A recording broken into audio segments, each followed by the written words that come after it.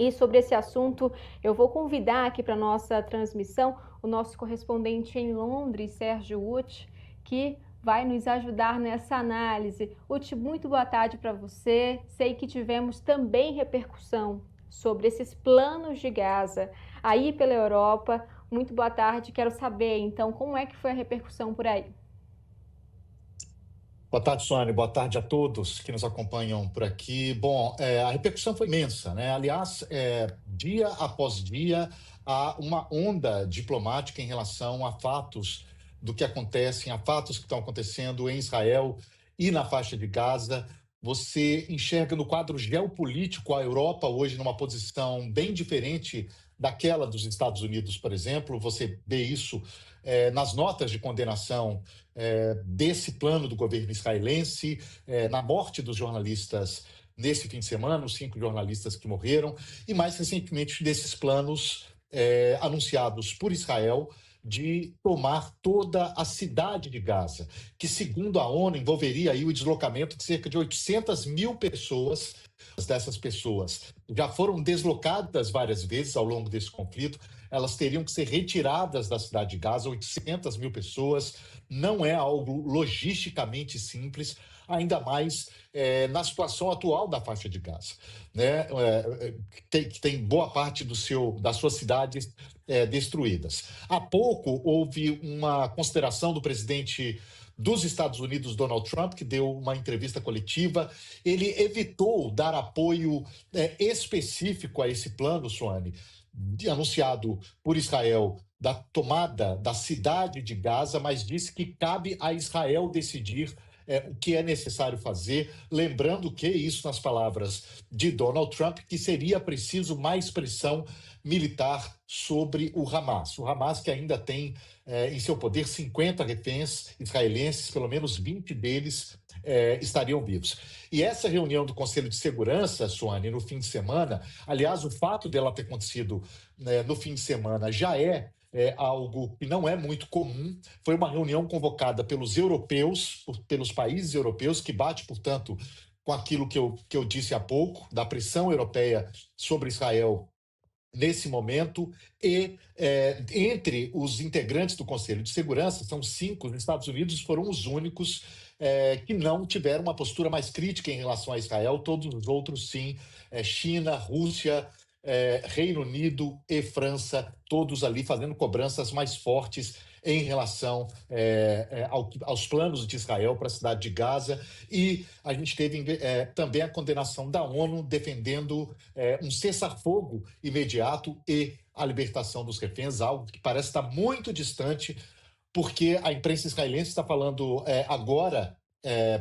agora de tarde, noite já em Israel, que o premier disse que se a guerra terminar, vai terminar nos termos dele. Portanto, politicamente, nesse momento, apesar de ter a reprovação da maior parte da comunidade internacional e também da maior parte dos israelenses, mais de 70% querem o fim imediato dessa guerra, Benjamin Netanyahu se sente aí à vontade para colocar, para ditar os termos desse conflito no momento, Suana. E Sérgio, a gente tem vários pontos em relação a essa guerra. Um deles, como você bem colocou, que vai exigir o deslocamento de milhares e milhares de pessoas, e claro, isso vai afetar toda aquela região, inclusive países próximos como o Egito, diretamente ali. Mas teremos também, né, um impacto direto em relação a esse deslocamento dessas pessoas, ao mesmo tempo em que a gente continua vendo essa dificuldade para chegar à ajuda humanitária e também vou destacar essa questão dos jornalistas que foram assassinados. Quero que você também fale sobre isso nesse momento, mas como isso ainda de fato está indefinido e como esses planos de Israel também afetam outras nações. Olha, os países vizinhos, Egito, Jordânia, outros países do mundo árabe e muçulmano, negam veementemente que tem planos para receber a população da faixa de Gaza, porque veem isso como um plano, a Arábia Saudita falou isso, a Jordânia também, como um plano de limpeza étnica. É isso que eles citam e dizem que não vão receber essas pessoas de Gaza. Há um plano, inclusive, da Arábia Saudita para investir, para reconstruir pelo menos parte da faixa de Gaza, que está bastante destruída. Mas se o plano de Israel, por enquanto, que é um plano que foi revelado semanas atrás e que também gerou muita condenação, é de levar muitas pessoas, ou boa parte dessas pessoas, para o que eles chamam de cidade humanitária, que seria uma cidade com tenda sendo construída ali numa área que tem menos de 5% do tamanho da faixa de Gaza, lá no sul da faixa de Gaza, para concentrar todas essas pessoas ali, o que foi também muito condenado pela comunidade internacional, Suane. E a gente teve também um protesto em Londres, não foi isso? Justamente pró-Palestina. Conta pra gente, muitas pessoas foram presas nesse protesto? Pois é, a gente teve nesse fim de semana algo que foi um grande ato de desobediência civil na polícia e as autoridades do governo tinham alertado manifestantes para que não fossem para as ruas, não fizessem a manifestação. Essa que está aí na imagem é uma manifestação pró-Israel, que aconteceu no fim de semana, não é essa a manifestação a que eu me refiro, mas houve essa manifestação na Praça do Parlamento, com centenas de pessoas sentadas, exibindo uma placa, dizendo o seguinte: eu não apoio o genocídio. Eles classificam isso como está acontecendo na faixa de Gaza, são manifestantes pró-Palestina, e eu apoio a Palestine Action, Ação Palestina em português. Esse é um grupo, um dos grupos de defesa da Palestina aqui do Reino Unido. Ele foi banido no mês passado. Ser banido aqui na lei britânica significa ser considerado um grupo terrorista e, portanto, demonstrar apoio para esse grupo é uma forma de terrorismo segundo a lei britânica. Portanto, pessoas que estavam ali sentadas com essa placa foram presas, acusadas de terrorismo segundo a legislação aqui do Reino Unido. Foram 532 pessoas presas, Suane, 60% delas, 50% delas, perdão, tem mais de 60 anos ali. E a média dos presos é de 50, 52 anos. Portanto, foram muitas pessoas ali preparadas para serem presas, porque foram avisadas pela polícia e pelo governo de que não poderiam fazer isso. E agora essa organização, a Ação da Palestina, tenta mudar no Supremo, na Suprema Corte aqui do Reino Unido, essa classificação estabelecida pelo governo do Reino Unido de que trata-se de uma organização terrorista. Mas, como você disse anteriormente, Suane, hoje a grande notícia, não sei se a gente tem tempo ainda, mas a principal notícia aqui foi sobre a morte de 5 jornalistas na faixa de Gaza. Foi nesse fim de semana, 5 jornalistas estavam numa tenda ao lado do hospital Al-Shifa.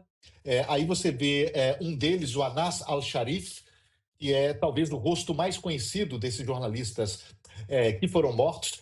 Israel alegou que atacou o jornalista. Isso é muito raro de Israel fazer, confirmar que houve um ataque a um grupo de jornalistas. Israel alega que esse jornalista, especificamente, liderava uma célula do Hamas, responsável por lançar foguetes em Israel.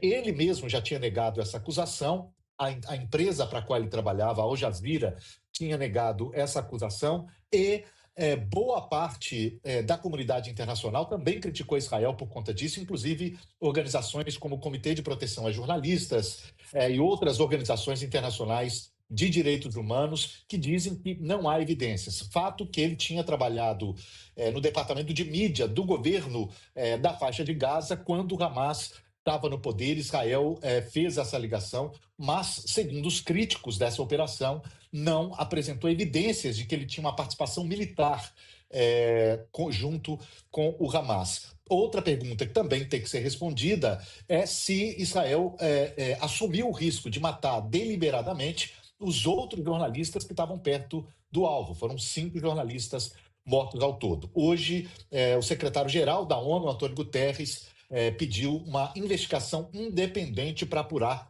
esse caso específico da morte dos 5 jornalistas. Suane. Bom, a gente espera que seja possível seguir com essa investigação, né, diante de um cenário de caos, né, que a gente acompanha aí na faixa de Gaza.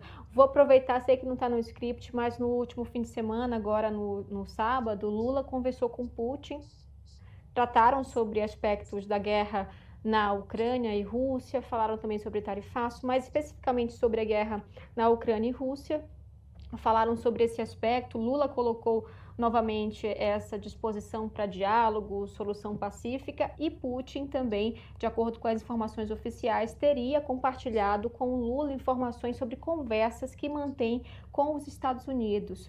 E Estados Unidos, que na semana passada você também está nessa cobertura, acabou trazendo novas sanções, né, uma tarifa de 25% extra para a Índia, porque a Índia faz a compra de petróleo da Rússia. O Brasil é um forte comprador de óleo diesel, de fertilizantes. Quero entender como é que está aí em relação a essa questão da guerra entre Rússia e Ucrânia, se a gente teve algum novo andamento também sobre essa guerra. Olha, também eu falava há pouco da diferença de postura, né, dos governos europeus quando o assunto é Israel e Gaza. E este é outro assunto que também coloca os europeus numa posição diferente de Donald Trump, diferente dos Estados Unidos. Por quê? Primeiro, que os europeus foram meio que colocados para esse meio desde que Donald Trump assumiu a Casa Branca. Os europeus não tiveram uma participação muito relevante na negociação para o fim dessa guerra, para o fim da guerra entre Rússia e Ucrânia. Nessa próxima conversa, a Ucrânia, maior interessada, porque foi invadida, sequer vai participar. Então, a pressão nesse momento aqui na Europa, no Reino Unido e em outros países é para que haja um envolvimento maior dos europeus nessa negociação. Essa primeira conversa entre Trump e Putin acontece na sexta-feira agora, no Alasca. Não há representantes da Ucrânia nem de nenhum país europeu.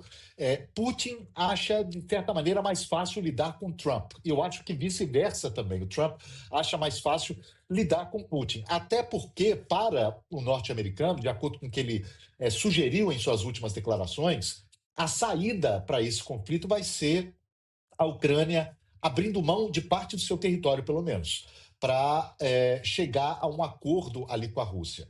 Tanto publicamente, os ucranianos não admitem isso. Ali na conversa que eu tenho com algumas autoridades, com os ucranianos, já se fala nisso já há algum tempo, de que eles, de fato, não vão conseguir retomar todos os territórios que perderam. Publicamente, no entanto, não se fala, não se admite isso na Ucrânia. E os europeus, na avaliação dos europeus, esse seria um precedente muito perigoso, porque muitos acreditam, não são poucos os governos daqui que acreditam que, caso Putin consiga tudo o que quer, que é ficar com parte da Ucrânia e conseguir que a Ucrânia seu exército seja completamente desarmado, portanto, ele teria um país ali fragmentado, militarmente fraco. É isso o que a Rússia quer da Ucrânia no futuro. Ele poderia invadir o restante do país, né? E os europeus temem que isso aconteça. Muitos, inclusive, temem ser os próximos alvos da Rússia, caso ali dos países do Báltico. Portanto, são questões que colocam de novo ali os europeus que estão se reunindo aqui para tentar ter alguma participação mais efetiva nessa negociação que começa na sexta-feira. Lembrando que já teve algumas negociações entre Rússia e Ucrânia direto, mas num time ali de segundo, terceiro escalão. Essa conversa de Putin e Trump na sexta-feira, acho que de fato começa ali uma conversa séria para a possibilidade de um cessar-fogo ou do fim desse conflito, Sônia. É o que nós esperamos, né, Sérgio? Muito obrigada pela sua participação aqui no Poder Expresso. Um ótimo dia de trabalho para você aí em Londres. Até. Obrigado.